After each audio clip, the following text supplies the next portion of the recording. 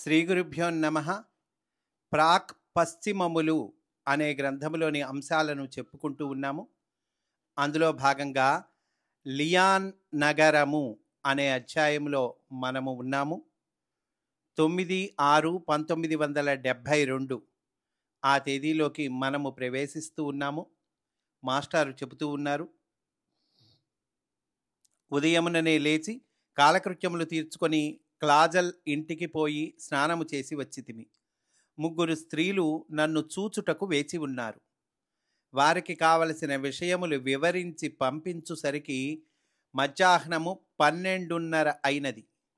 భోజనము చేసి గదులలో నిద్రించితిమి. వాతావరణము చల్లగా మంచుతో మసకగా ఉన్నది. మాకు విసుగనిపించినది. భారతీయమైన బంగారు టెండ చూసి ఎన్నాళ్లైనది. అప్పటికప్పుడే బయలుదేరి భారతదేశము తిరిగి వచ్చి వేయవలెను అనిపించినది. కానీ ఇంకనూ కార్యక్రమములు మిగిలిపోయి ఉన్నవి. నాటి సాయంకాలము డామినిక్ తన కారులో మమ్ములను తీసుకొని ఊరి నలుమూలలా త్రిప్పి చూపించెను. ఎంత తిరిగినను మనస్సునకు భారతదేశముపై గాలి మళ్ళినది. మాస్టర్ చెప్తున్నారండి. దీనికి తోడు అక్కడి వ్యక్తుల నిత్య జీవితములోని పద్ధతులు, ఆచారములు మాకు ఎడ్డెగా తోచుచుండెను. ఒక్కరికిని స్నానాదులు అక్కరలేదు. ఎంగిలి అన్ననేమో తెలియదు. కుడి చేతికిని ఎడమ చేతికిని భేదము తెలియదు. అందరును యోగాభ్యాసమని అరచుచుందురు. మనుష్యులు దగ్గరకు వచ్చినచో వాసన కూడా కొట్టుచున్నది. అచ్చటి వారెవ్వరికిని తెలుగు భాష రాదు గనుక మేము పై విషయములను గూర్చి బాహాటముగా చర్చించుకొనుచు రాత్రి 9 గంటలకు మా నివాసమునకు తిరిగి వచ్చి భోజనములు చేసి మా గదిలో చేరితిమి. భగవద్గీత చదువుకొనుచు కాలక్షేపము చేయుచుంటిమి.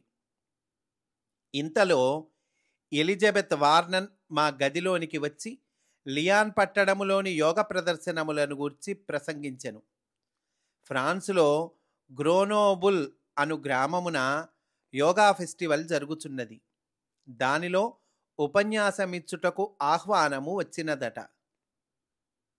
నాకు వడలు మండినది.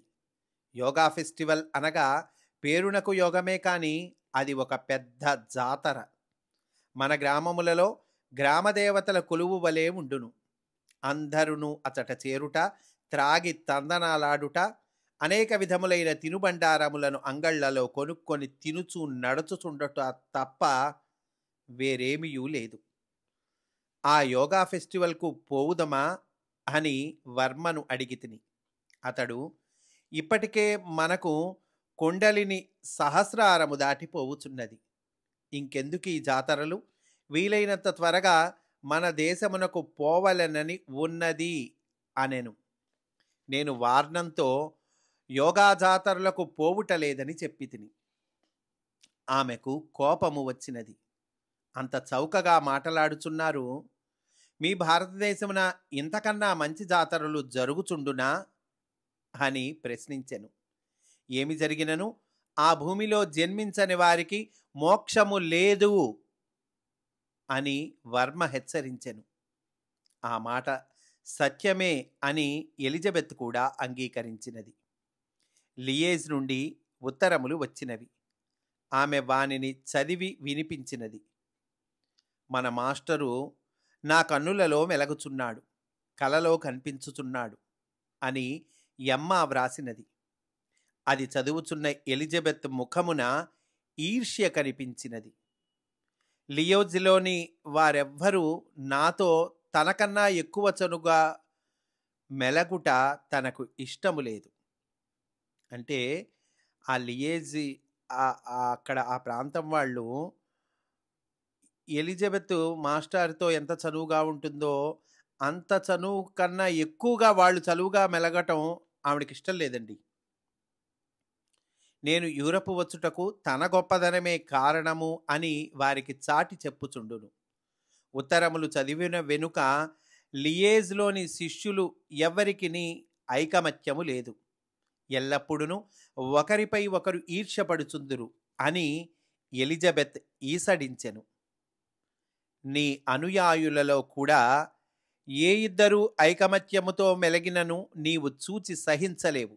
మాస్టర్ అంటున్నారండి ఎలిజబెత్తో, నీ అనుయాయుల్లో ఏ ఇద్దరు ఐకమత్యంతో ఉన్నా కూడా నువ్వు చూసి సహించలేవు. వారందరూ నీతో మాత్రమే సన్నిహితులుగా మెలగి ఒకరితో ఒకరు పడకుండుట నీకిష్టము. దీనివలన క్రమముగా వారందరికీ నీపై నమ్మకము పోవును అని హెచ్చరించి తిని. ఆమెకు నా మాటలు నచ్చలేదు.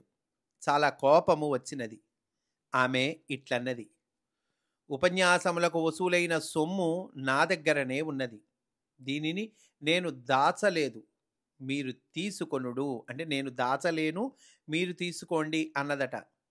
నేనిట్లంటిని, తీసుకొని మేమేమి చేసుకొనవలెను? మా ప్రయాణపు ఖర్చులు, మనకు తిరుగుటకైన ఖర్చులు పోను, మిగిలిన దానిని మీ దగ్గరనే ఉంచుము. బెల్జియం వరల్డ్ టీచర్ ట్రస్టు శాఖకు ఉపయోగించుము అని చెప్పారటండి మాస్టర్. ఎలిజబెత్ ఇట్లనెను, నేను దీనిని నిర్వహించలేను, డబ్బు పాపిష్టిది అన్నదటండి. నేనిట్లంటిని. మాస్టర్ చెప్తూ ఉన్నారు, పాపము మనుష్యులలో ఉండును కానీ డబ్బులో ఉండదు. నీవు నిర్వహింపలేనిచో లియేజ్ వెళ్ళిన వెనుక యమ్మాకు అప్పజెప్పుము అన్నట్ట. ఎలిజబెత్ మొగము కందగడ్డవలే ఎర్రబారెను. మాట వరుసకు తాను నిర్వహింపలేనన్నది కానీ ఇంకొకరికి ఇచ్చుటకు తనకిష్టము లేదు. అందును యమ్మాపై ఆమెకు ద్వేషం ఎక్కువ. ఇక మాటాడలేకపోయినది. తన గదిలోనికి పోయి నిద్రించెను. తెల్లజాతితో వ్యవహారము పాములతో చెలగాటము వంటిది. మేము నవ్వుకొని నిద్రించితిమి. ఆ తర్వాత 10/6/1972 ఆ తేదీలోకి తీసుకెళ్తూ ఉన్నారండి మాస్టారు. మాస్టారు చెబుతూ ఉన్నారు, తెల్లవారుజాముననే లేచి కాలకృత్యములు పూర్తి చేసుకొని క్లాజల్ ఇంటికి పోయి స్నానము చేసి వచ్చితిమి. అల్పాహారము పూర్తి అయిన వెనుక బజారుకు వెళ్ళితిమి. అపురూపముగా కనిపించిన బంగారపు రంగు నీరుటెండ భారతదేశమును తలపింపజేసినది. మేము పెద్ద పెద్ద దుకాణములను తిరిగి చూచితిమి. పిల్లలకు మెడలో ధరించు సన్న హారములను కొని బజారు చూచుకొనుచు తిరిగి వచ్చుసరికి 1 గంట అయినది. భోజనములు పూర్తి చేసి సాయంకాలము 7:30 వరకు మా గదిలో వ్రాసి కొనిచుంటిమి. అప్పుడు కార్లలో బయలుదేరి ఉపన్యాసముకు వెళ్ళితిమి. 8 గంటలకు ఛాంబర్ ఆఫ్ కామర్స్ హాలులో నా ఉపన్యాసము. హాలు జనాకీర్ణమై క్రిక్కిరిసి ఉండెను. భక్తియోగము, కృష్ణతత్వము అను అంశముపై ఉపన్యాసము. శ్రీకృష్ణుడు బృందావనమున విహరించుట, కురుక్షేత్రమున గీతోపదేశము, ద్వారకలోని భక్తుల భక్తికిని వ్రజమునందలి గోపికల భక్తికిని గల భేదమును వివరించి తిని. క్రిందటి రాత్రి సంభాషణ కారణమునగా ఎలిజబెత్ మొగము మటమటలాడుచుండెను. అనువాదము సరిగా చేయట లేదు. అనువాదము సరిగా చేయుట లేదు. అయినను చక్కని వాతావరణమున మానసిక సన్నికర్ష అంటే టెలిపతి అండి. మానసిక సన్నికర్ష అంటే టెలిపతి. మానసిక సన్నికర్ష అప్రయత్నముగా సిద్ధించి జనులందరూ ఆనంద పులకాంకితులైరి. భాగవత తత్వము అందరికిని అనుభూతమయ్యను. ఉపన్యాసానంతరము జనులందరూ ఎలిజబెత్ చుట్టూను మూగి, ఈ స్వామీజీ అడ్రస్ ఏమి? ఫ్రాన్స్లో వీరికి ఆశ్రయం ఉన్నదా? వీరి సాధన మార్గమేమి? మంత్రోపదేశము చేయుదురా? వీరు రచించిన గ్రంథములేమి? అని ప్రశ్నల వర్షము కురిపించిరి. ఇష్టము లేకున్నను ఆమెకు సమాధానములు చెప్పుట తప్పలేదు. అవకాశము తీసుకొని స్పిరిచువల్ అస్ట్రాలజీ, స్పిరిచువల్ సైకాలజీ పుస్తకములు ఫ్రెంచి అనువాదము సైక్లోస్టైల్ కాపీలను అమ్ముకొని డబ్బులు చేసుకొన్నది. మేడ దిగి వచ్చిన వెనుక రోడ్డుపై కారు లాగి ఉన్నవి. నేనెవరి కారులో ఎక్కవలెనో అను విషయమును గూర్చి 3 స్త్రీలు మూతి విరుపులతో మౌనము వహించి చూపులతో కలహించుకొనుచుండిరి. ఒక క్షణము ఆలోచించి తిని. లియాన్ పట్టణములో కూడా ఆధ్యాత్మిక సాధకుల నడుమ ఈర్ష్యలు బయలుదేరినవి. ఎలిజబెత్ అడుగుపెట్టిన చోట ఈర్ష్యలు పిలకలు పెట్టును. నేనొక కారు తలుపు తీసి ఎక్కి కూర్చుంటిని. ఆ కారు యజమానురాలు ఆశ్చర్యములతో, సంతోషముతో, ఈనాడు స్వామీజీని నేను ఇంటి దగ్గర దింపుతును, ఇది నా అదృష్టము అని కారెక్కినది. వర్మ చిక్కులో పడెను. ఉపన్యాసానంతరము తన కారెక్కుమని జినెత్ జార్జి వర్మను ఒప్పించి తీసుకొని వచ్చెను. అతడు మెత్తబడి ఆమె వెంట ఆమె కారు వైపుకు నడుచుచుండెను. దారిలో ఎలిజబెత్ నడ్డిన చెయ్యి పెట్టుకొని, అయినచో నా కారెక్కవా? నేనొక్కత్తెను చీకటిలో కారు తోలుకొని రమ్మని నీ ఉద్దేశమా అని వర్మను గద్దించెను. ఇంతలో మా కారు బయలుదేరి పారిపోయినది. వర్మ ఎవరి కారులో వచ్చెనో తెలియదు. తత్ఫలితముగా మా వసతిలో జరిగిన హోరాహోరీ చర్చలలో భోజనములగు సరికి రాత్రి 1 గంట దాటినది. భోజనములు పూర్తి చేసి నిద్రించితిమి అనంటూ తర్వాత తేదీలోకి తీసుకెళ్తున్నారండి మాస్టారు. 11/6/1972 ఆ తేదీలోకి ప్రవేశిస్తూ ఉన్నాము. మాస్టారు చెబుతూ ఉన్నారు, ఉదయమే నిద్రలేచి స్నానాధికములు పూర్తి చేసుకొని 7 గంటలకు బయలుదేరి మునిసిపల్ రోజ్ గార్డెన్స్ను చూడబోయితిమి. సుమారు 2 చదరపు మైళ్ళ వైశాల్యము కల ఆ ఉద్యానమున చక్కని పచ్చిక బీడు పెంచబడి ఉన్నది. దాని నడుమ చిత్ర విచిత్రమైన ఆకారములతో గులాబీ తోటలు పెంచబడి ఉన్నవి. 50కి పైగా రకముల గులాబీ పూలు వికసించి ఉన్నవి. కోసి కుప్పవేసినచో కొన్ని బస్తాలకు సరిపోయేనన్ని పొదలపై అలంకారములుగా ప్రభాత బాలాతపమున మెరసిపోవుచున్నవి. పచ్చిక బీడిలో సన్నని కాలిబాటలున్నవి. కాలిబాటను దాటి ఎవరైనా పచ్చికపై పాదము పెట్టినచో పట్టుకొనుటకు సిద్ధముగా యమభటుల వంటి పోలీసులు తిరుగుచున్నారు. తెల్లదేశములలో పోలీసు పోస్టుమేను ధరించు దుస్తులు భారతదేశములలో ఆఫీసర్లు ప్రొఫెసర్లు కూడా ధరింపరు. నిత్య జీవితము ఐహికముగా కళామయము చేసుకొనుట, సదుపాయముతో జీవించుట, కాలమును వ్యర్థపుచ్చకుండుట భారత జాతికి ఎంత అసహజములో తెల్ల జాతికి అంత సహజములు. విశేషమైన అలంకరణలో కూడా మానసిక ఆడంబరత్వము లేకుండుట తెల్లజాతికి సహజము. వారు దుస్తులను బట్టి ఎవ్వరిని గౌరవించరు. కానీ దుస్తులు రోతగా ధరించుట అవమానముగా భావింతురు. స్త్రీలైనను పురుషులైనను చూచెడి వారి కన్నులకు ఆహ్లాదము కలిగించున్నట్లు దుస్తులు ధరించుట వారికి అతిథి పూజ వంటిది. శారీరకముగా మానసికముగా తాము బాధపడుచున్నను ఆ దృశ్యములు ఇతరుల కన్నులబడుట, ఇతరులను బాధించుట వారు సహింపరు. నడువ సత్తువలేని ముసలివారును అంధులును కూడా తడవు కొనుచు నడుచుటకు ఇష్టపడుతురే కానీ ఇతరులు చేయూతనిచ్చినచో సహింపరు, అవమానముగా భావింతురు. ఏ విషయమునందైనను ఇతరులు తమ్ము చూచి జాలిపడినచో వారు కోపింతురు. గులాబీల తోటకు ప్రక్కన 1/2 మైలు పొడవున ఫర్లాంగు వెడల్పున ఒక చక్కని మడుగున్నది. అందు రంగురంగుల నీటి పూల నడుమ కొన్ని వందల పొట్టిబాతుల పిల్లలు గుంపులు గుంపులుగా ఈదుచు తెల్ల కలువల మొగ్గల వలె కనిపించుచున్నవి. కొంగలు ఒంటికాలుపై నిలబడి చేపల కోసమై సమాధి నిష్టలో ఉన్నవి. ఖజానా బాతులు చాచిన మెడలతో మనిషి ఎత్తున ఉండి జంటలుగా నడుచుచున్నవి. ఒక జంట బాతులు మా దగ్గరకు వచ్చి మేమందించిన బిస్కెట్లు అందుకొని డ్యూటీకి పోవుచున్నట్లు చెరచెరా నడిచిపోయినవి. చూడండి మాస్టారు ఎంత చక్కగా వర్ణిస్తున్నారు. ఆ బాతులటండి, అమ్మో డ్యూటీకి టైం అయింది పోయింది గబగబా వెళ్ళాలని పరిగెత్తుతాం కదండి మనం. అట్లాగా మేము అందించిన బిస్కెట్లు అందుకొని డ్యూటీకి పోవుచున్నట్లు చెరచెరా నడిచిపోయినవి.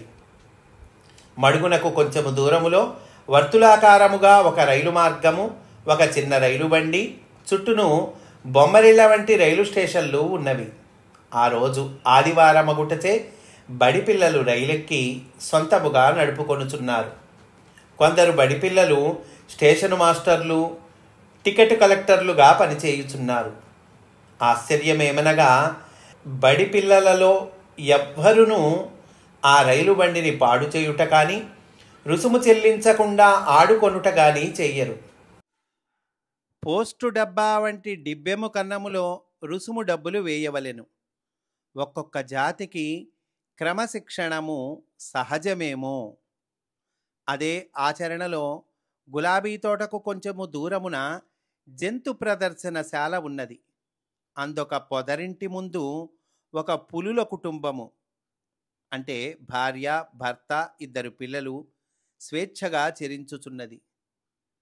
మరి ఒక పొదరింట ఒక సింహముల కుటుంబము, అటుపైన చిరుత పులుల పెద్ద కుటుంబము, కొంచెము దూరమున పెద్ద పంజర గృహమున మనుష్యుల ప్రయాణమున నల్లని కోతులు తిరుగుచున్నవి. ఒక ముసలి కోతి చూచివారిపై కోపముతో దుమ్మెత్తిపోయుచున్నది. కొంచెము దూరమున ఏనుగులు స్వేచ్ఛగా తిరుగుచున్నవి. చూడవచ్చిన వారు సంచులలో రొట్టెలు తెచ్చి ఏనుగులకు అందించుచున్నారు. ఆ జంతు ప్రదర్శనశాలలో వివిధ జాతుల జంతువులు స్వేచ్ఛగా బలిష్టములై ఆరోగ్యవంతములై విహారము చేయుచున్నవి. అనేక విధములైన పక్షుల జాతులు చెట్లపై విహరించుచు రంగురంగులుగా అలంకరించుచున్నవి. చేపలలో పలు విధములు పెద్ద పెద్ద అద్దములలో అమర్చబడి కృత్రిమ తటాకములలో ఈదులాడుచున్నవి. ప్రేక్షకులు ఆ చేపల నడుముగా నడచిపోవునట్టి దారులు, ఆ తటాకముల అడుగున భూగృహములలో చీకటి కోణములుగా అమర్చబడి చేపల తటాకములు మాత్రము విద్యుద్దీపములతో వెలుగుచున్నవి. ఇన్నింటినీ పరిశీలించుకొనుచు మేము ఆ జంతు ప్రదర్శనశాలను చూచుట పూర్తి అగుసరికి సాయంకాలము 6 గంటలయ్యను. సమీపమున ఉన్న హోటలుకు పోయి కాఫీలు త్రాగి ఉపన్యాసమునకు హాజరు కావలెను. ఛాంబర్ ఆఫ్ కామర్స్ భవనమున రాత్రి 8 గంటలకు ఉపన్యాసము. ఆకలి వేయుచున్నది. వర్మ నకనకలాడుచున్నాడు. అక్కడి హోటళ్లలో సామాన్యముగా భారతీయులు తినుటకు పనికి వచ్చు పదార్థములు ఏవియూ ఉండవు. మేము వెళ్ళి కూర్చున్న తరువాత 10 నిమిషములకు విలువగల తెల్లని దుస్తులు ధరించిన సర్వరు ఒకడు మా ముందు నిలబడెను. అతడు ఏవేవో దిక్కుమాలిన పదార్థముల పేర్లు దండకము చదువుచుండగా ఆపి నేను బంగాళాదుంప చీలికలు వేయించి తెమ్మని చెప్పి తిని. బెల్జియంలో జాతీయమైన ఆహారములలో అది ఒక భాగము. బంగాళాదుంపలు చెక్కు తీసి పొడవైన చీలికలు చేసి నూనెలో తేలునట్లు వేయించిన వెనుక ఆరబెట్టుదురు. వానిని సిద్ధముగా ఉంచి కోరినప్పుడు 2వ మారు నూనెలో వేయించి తీసి ఉప్పు జల్లి పెట్టుదురు. ఉన్న పదార్థములన్నింటిలో ఇవి ఒక్కటే మనము తినగలిగినవి. వీనిని వారు ఫ్రిట్స్ అందురు. ఇంకను బంగాళాదుంప ఉడకబెట్టి పొట్టు తీసి గుజ్జు క్రింద నలిపి గుండ్రని తోటల వలె చేసి నూనెలో వేయింతురు. దీనిని పొటాష్ స్మాష్ అందురు. ఈ 2ను తెమ్మని చెప్పి పంపించి తిని. అతడు పోయి మరి 5 నిమిషములకు తిరిగి వచ్చి సీలు చింపి ప్లాస్టిక్ సంచిలో నుండి ఒక టేబుల్ క్లాత్ తీసి బల్ల మీద చక్కగా పరచి మా వంక చూచి మందస్మితము చేసి వెడలిపోయెను. మరి 3 నిమిషములకు పింగాణీ పళ్ళెములు ఖాళీగా తెచ్చి పటకారుతో ఎత్తి అందరికిని వడ్డించెను. అవి చాలా వేడిగా ఉన్నవనియు తాకవద్దనియు హెచ్చరించెను. మరికొంతసేపటికి పొగలుగురెక్కుచున్న బంగాళాదుంప వంటకములు సాక్షాత్కరించినవి. తెచ్చినవి నిమిషములలో అయిపోయెను. మరలా ఆర్డర్ ఇవ్వగా మరికొంతసేపు పట్టెను. పెద్ద ఇత్తడి టోపీలు కల పెద్ద సైజు కాఫీ కప్పులు తెచ్చిపెట్టెను. ఆ కప్పులు రాక్షసులు కాఫీ త్రాగునట్టి సైజులో ఉండెను. ఇత్తడి టోపీలలో చిన్న ఫిల్టర్లో డికాషన్ ఉన్నది. అది చిల్లులో నుండి మెల్లగా కప్పులలోనికి దిగును. దిగిన వెనుక ఆ టోపీలు తీసి పాలు చక్కెర మనమే కలుపుకొని త్రాగవలెను. ఆ దేశములలో కాఫీ కషాయము చాలా చిక్కగా చేదుగా ఉండును. మేము కాఫీలు పూర్తి చేసి బయటకు వచ్చేసరికి 1:30 కాలము దాటినది. ఇంతలో ఒక వృద్ధ వనిత సన్నగా కడ్డీ వలె ఉన్నది. మా సంభాషణలు వినుచు ఓపికగా వేచి ఉన్నది. చివరకు మీరు భారతీయులా అని ప్రశ్నించి కదలుచున్న కృత్రిమ దంతముల సందుల నుండి నవ్వుచూ చెయ్యి చూపి నాకు సాముద్రికము చెప్పుడు అని లొట్టలు వేసినది. నేను ఒక 10 నిమిషములు తోచిన ముక్కలు చెప్పి తిని ఆమె చాలా తృప్తిపడి భారతీయులన్నచో నాకు అమిత గౌరవము. నేను కాలేజీలో చదువుచున్నప్పుడు ఒక భారతీయ యువకుని ప్రేమించి తిని నన్ను పెండ్లి చేసుకొందునని చెప్పి చివరకు అతడు మోసము చేసి భారతదేశమునకు పోయెను. తరువాత ఇతనిని వివాహము చేసుకొంటిని అని తన భర్త ఫోటో చూపించెను. 7:30 గంటలు దాటు వరకు కాలక్షేపము చేసి మేము సమీపమున ఉన్న ఛాంబర్ ఆఫ్ కామర్స్ హాలులోనికి వెళ్ళితిమి. కట్టిలెట్ నా ఉపన్యాసమునకై మైకు సిద్ధము చేసి అటునిటూ తిరుగుచుండెను. 7:45 జినెత్ జార్జి, కూల్మన్ మున్నగు వనితలందరూ ఉపన్యాసమునకు హాజరైరి. అరగు వనిత ఒక్కతే తన కారులో వేరుగా వచ్చి దూరముగా ఒక కుర్చీలో వేరుగా కూర్చున్నది. అంటే ఎలిజబెత్ గారండి. ఆమె ముఖము భావకవి వలె విచారముగా ఉండెను. మిగిలిన వనితలందరూ కలిసి ఆమె కారులో నన్ను ఎక్కనియ్యరాదని నిర్ణయించిరట. చచ్చీచెడి ఖర్చులు పెట్టి మాస్టరును పిలిపించినది మనము. మన కారులో ఎక్కవలెను కానీ మాస్టరు ఆమె కారులో ఎక్కరాదు అని వారందరూ తీర్మానము చేసి ఆమెతో చెప్పిరట. ఆమె కుర్చీలో కూర్చుండి నా వంక చురచురా చూచినది. నేను సమీపమునకు పోయి నవ్వుచూ నిలబడి తిని. వారిట్లు నిర్ణయించిరి, మీరు ఎవరి కారు ఎక్కవలెనో అనున్నది మీరు నిర్ణయింపవలసిన విషయము. వారికి మీపై పెత్తనమేమి? మీరు ఈ రాత్రి నా కారులోనే ప్రయాణము చేయుడు అనేను. ఇంతలో చాలామంది జనము వచ్చిరి. ఉపన్యాసము ఆరంభమై 8 గంటల నుండి రాత్రి 10:30 వరకును సాగెను. అందరూ ఆనందాశ్చర్యములలో మునిగి ఉండగా నేను క్రిందకు దిగివచ్చి అరగు కారులో కూర్చుంటిని. అందరూ నా కొరకు వెదకి చివరకు విషయము గమనించి ఎవరి కార్లలో వారు మా బసకు చేరుకొనిరి. ఒకరితో ఒకరు మాట్లాడుకొనుటలేదు. బుర్రలలో అగ్నిపర్వతములు ప్రేలుట కన్నులలో కనిపించుచుండెను. అంటే వాళ్ళ బుర్రల్లో అగ్నిపర్వతాలు పేలుతూ ఉన్నాయిటండి. కొందరు పెద్దగా చర్చించుకొనుచు ఫ్రెంచ్ భాషలో తిట్టుకొనుచుండిరి. నేను అందరినీ డైనింగ్ టేబుల్ దగ్గరకు చేర్చి ఇట్లంటిని, మీరు నన్ను పిలిపించినది ఆధ్యాత్మిక విద్య తెలుసుకొనుటకు, శమదమాది గుణములు అభ్యసించుటకు. చూడండి, మాస్టారు చెప్తున్నది ఇది మనకు కూడా సరిపోతుందండి. శ్రద్ధగా విందామండి. మీరు నన్ను పిలిపించినది ఆధ్యాత్మిక విద్య తెలిసి కొనుటకు, శమదమాది గుణములు అభ్యసించుటకు. మీలో కామక్రోధములు మితిమీరి ఉన్నవి. తెల్లజాతికి ఇవి 2 హెచ్చని తెలియచున్నది. స్త్రీలలో చుప్పనాతితనము అన్ని జాతులలో సహజమని కూడా తేలినది.